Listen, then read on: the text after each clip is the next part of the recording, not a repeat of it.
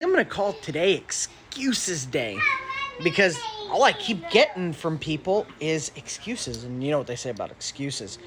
Excuses are like buttholes. Everyone has one, and, well, you guys know the rest of that saying. Yes, Paul indeed was addressing people familiar with the law of Moses, but his point is to show how the law exposes sin. With enough probing of bad doctrine, you can get Christians to admit that, in fact, God's laws in the Torah do define what sin is. That's what the Old Testament says, what the New Testament says, it's what Jesus says, it's even what Paul says, despite popular belief. But if the Torah, God's laws, defines what sin is, then why are you still continuing to do it? Whether or not it has anything to do with our salvation, which it does, but whether or not it did, why are you continuing to walk in it? 1 John chapter 3, everyone who makes a practice of sinning also practices lawlessness. Sin is lawlessness. You know that he appeared in order to take away sins, and in him there is no sin. No one who abides in him keeps on sinning. No one who keeps on sinning has either seen him or known him. Little children, let no one deceive you. Whoever practices righteousness is righteous as he is righteous.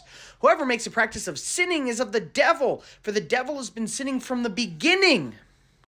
So I ask again, if the law does in fact expose what sin is, then why the heck do you keep doing it and making excuses to do it? God says that breaking the dietary laws is sin, so why aren't you doing it? Because we don't have to.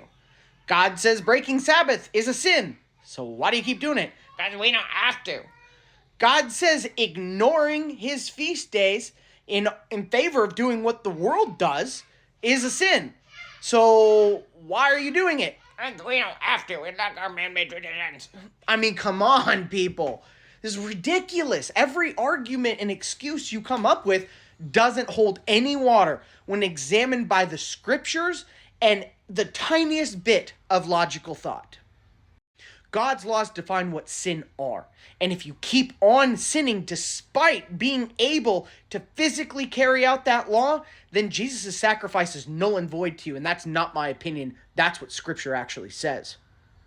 Hebrews chapter 10, for if we go on sinning deliberately, after receiving the knowledge of the truth, there no longer remains a sacrifice for sins, but a fearful expectation of judgment and a fury of fire that will consume the adversaries.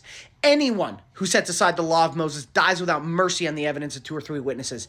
How much worse punishment do you think will be deserved by the one who has trampled underfoot the Son of God and has profaned the blood of the covenant by which he was sanctified and has outraged the Spirit of grace?